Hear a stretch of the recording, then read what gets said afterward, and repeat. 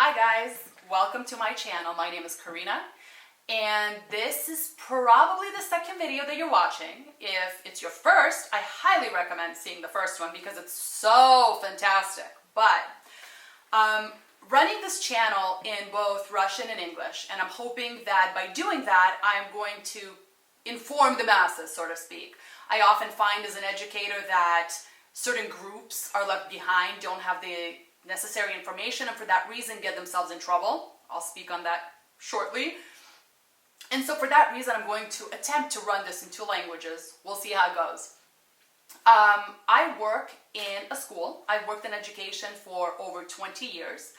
I started out working as a teacher assistant. I then became a teacher for English as a second language, where I worked with people from many different countries, and it was really great and fun. I often felt like I was performing. I always say that a teacher who stands in front of a classroom is kind of like a clown, not in a bad sense, but we have to be energetic, we have to be excited, we have to be informative, and only then can we really retain our students because they're going to think it's fun to come to our classes. So with that in mind, that's what I did. I then switched over to the academic side, where I guided individuals from the age of 15 to 95, no one's too young or too old, to get their high school diplomas. Also, those who didn't want to work towards their high school diploma were able to study for the GED, which is an equivalent, a certificate, which is fantastic if you're looking to get into a program that requires an education from high school. It can accept often the GED as well. And so that just kind of fills the purpose, allows you to move on with your life and not spend too much time on the requirement as far as the high school diploma goes.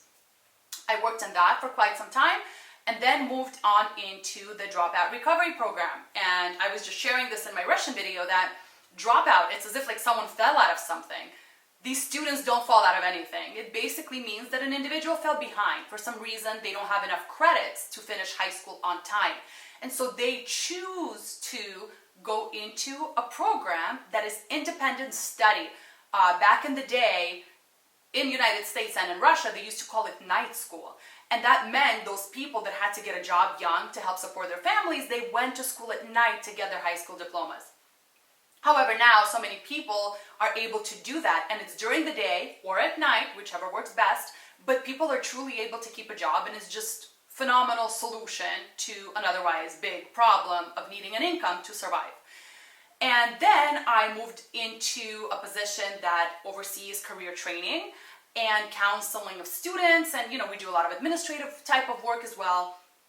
And in this whole process, I've seen the fact that when people are deciding on what profession to choose, they often don't think about the details. And so I'm kind of hoping that this video will give everybody a little bit of an idea of what you should think about when you're choosing your area of study.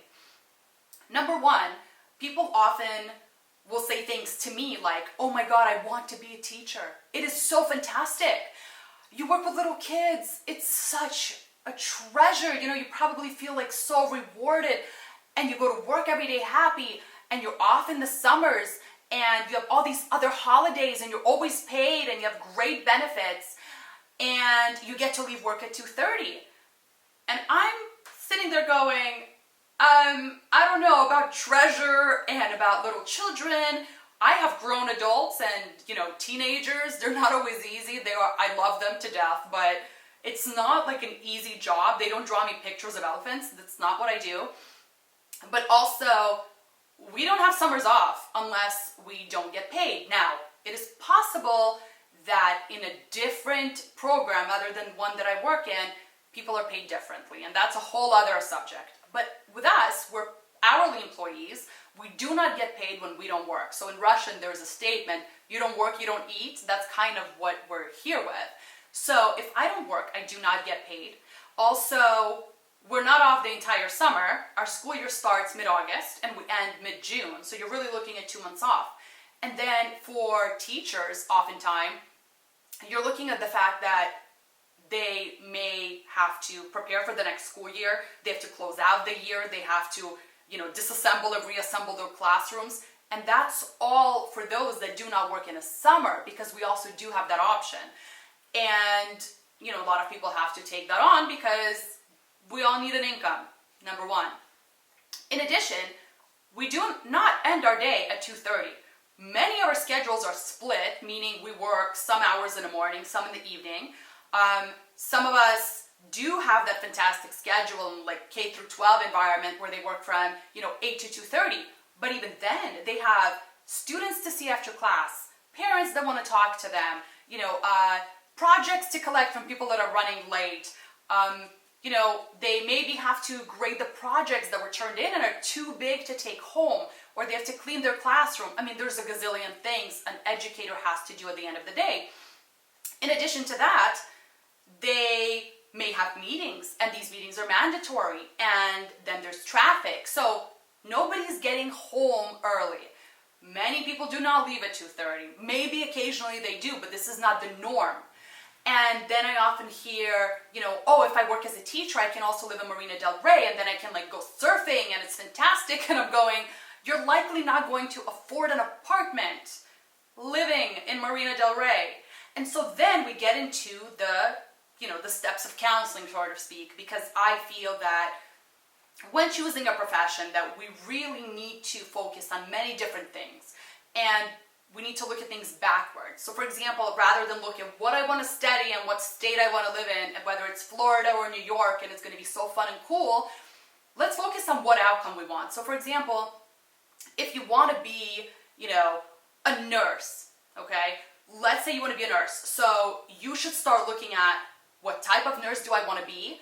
What income do they get? And is that the lifestyle that I'm going to be able to afford? Meaning, I want a lifestyle that includes, owning a home, owning a car, going on vacation once a year. Is nursing going to support that? So I recommend doing things backwards.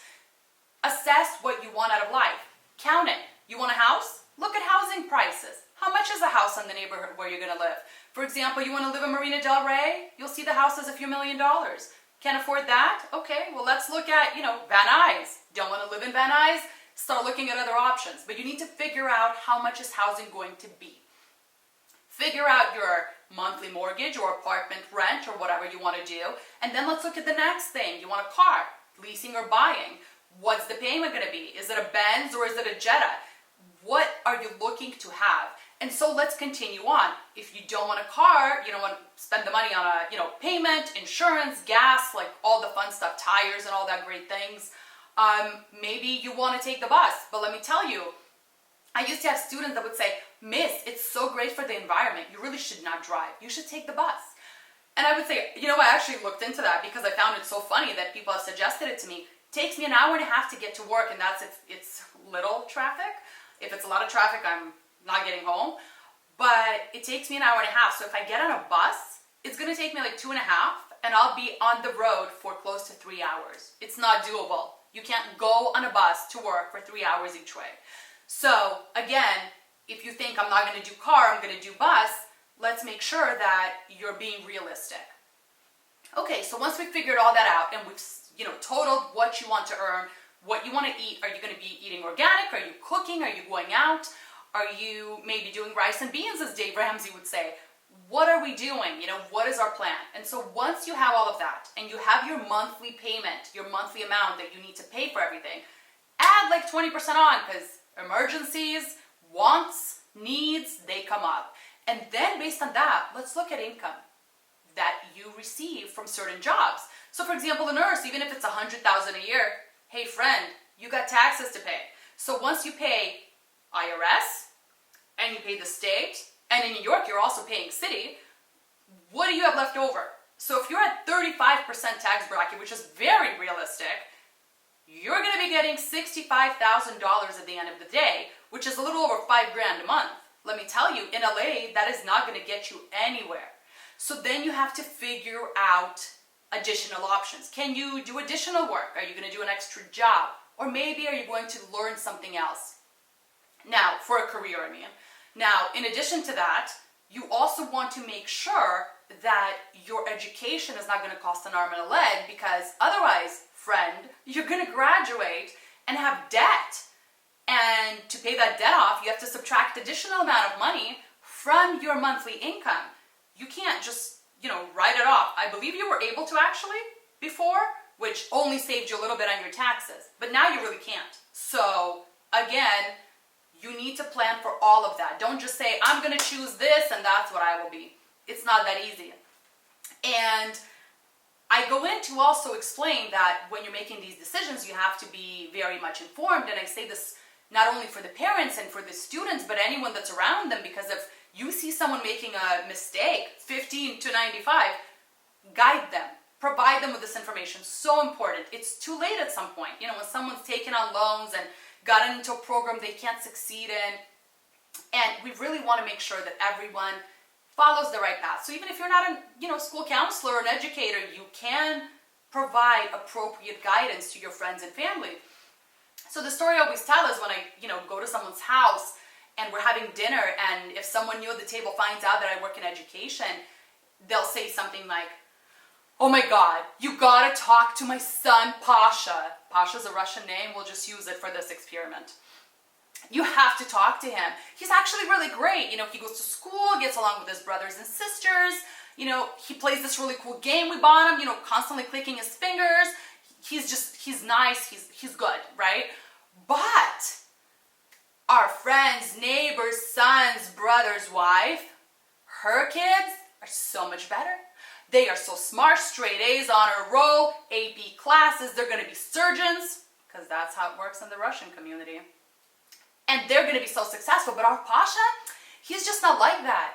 You need to talk to him. You need to tell him what to do. And I'll say, okay, well, what's he doing? What is he thinking career-wise? And, I'm at somebody's house, like trying to enjoy my dinner here. Where's my drink? Someone, pour it. But let's focus on you, ma'am. So this person will sit really close to me and say, he went to this college and he was studying to be a nurse, but, he really didn't do so well in his exam, and now we decided that he's just going to be a nurse's assistant. And I'm sitting there going, do not ever send your child to be a nurse's assistant. This is not a long-term plan, maybe temporary, maybe something they do to work and earn until they get into something else. Totally support that. But don't just tell them they're going to be a certified nurse assistant, because let me tell you, that job includes or focuses on wiping butts, and it pays $10 an hour. Is that what your little Pasha wants? Is that why you bought him his little game, console? What's the goal here? And then the parent kind of looks at me like odd and says, you really got to talk to Pasha. And I'm going, all right, well, that's fine. Just give him my number, give him my email. It's fine. I'll talk to him. You're a friend of a friend. It's fine. No, we're going to call him up and we're going to ask him to come right over now. And I'm like, damn, I'm at dinner, people, but fine. Okay, let's go. And so they call their little Sunshine, and Sunshine shows up. Sunshine apparently has a day job. So Sunshine comes and he's, hi. And I'll say, how are you doing? How was your job today? How's school? I'm trying to jump into the role of counselor here at dinner. Help me out, brother.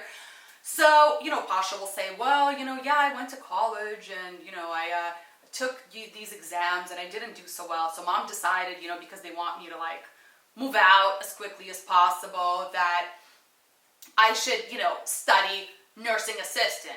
And my first question is, how are you in science? And Pasha goes, not so great. Well, if you're not so great in science, why are we even going into that field? I don't think I was great in science, and probably would do better now as an adult because it's something that interests me more. But then I wasn't good at it. So why would I study something where I'm not a strong candidate? Consider that. So again, he's telling me about this particular, CNA program he's going to join, and again, not knocking this position. It is a great stepping stone to the nursing program, but not just on its own. Sunshine, you're not going to have the life you want. So we're talking about all of this, and, Pasha starts talking, and I'll say, okay, well, so you considered your options? Maybe get a tutor. Maybe, we could, improve your abilities and get you through this nursing program, with some support from an educator. The mother jumps in the middle before he can say anything and says, I already told you he's going to do this program we found. And I'm like, well, what the hell am I doing here? Why are we bothering me? And yet, I continue on, and I'm like, okay, well, that's fine. That's what you guys decided to do.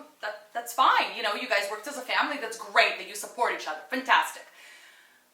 And then I step back and I just think overall that this poor Pasha is in like the worst situation of his life because he's got adults that are not well informed, are not really focusing on his best interests because they want him out of the house. He's an adult. They want him to move on and out, and they think that by sending him to an educational program, even if it's not extremely strong income-wise, that he's somehow magically going to be able to move out. But the reality is that they're setting him up for failure, if not in the program, then in life. Because when he graduates, he won't be able to move out. He will never have discussed with his parents or considered the type of lifestyle he wants to have. And he'll just find himself in a really depressing and sad situation rather than stop right now and say, maybe I continue to hold my day job because he's got one. Go Pasha. But, let's focus on options that he's got. Maybe we can take a remedial science class or something like that. And let's prepare and work towards something that pays better because in today's day and age, no one can afford to go into a program that doesn't pay well because you need that income to survive. And with that in mind, if you're going to take a CNA job where you're going to make $10 an hour, well, hell, go to Starbucks. Starbucks pays about $15 an hour with tips, friends. And they pay for your education if you go to Arizona State. At least that's what happened until COVID. Now, if that's changed, my apologies. But in other words, there are options out there. Let's consider them. Let's not push children or adults to the wrong programs in the wrong directions without considering what the end goal is and what options we want at that end goal.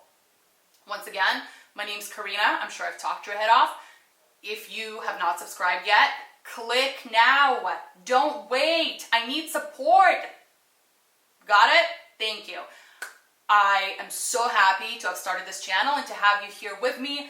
I really hope to put out a lot more interesting content, inform as much as I can, and truly support your goals. If you have any questions, desires, interests, or you're totally confused and lost, comment below. I will do my very best to respond to your questions. And if anything, I'll include them in a video, and I would love to do that.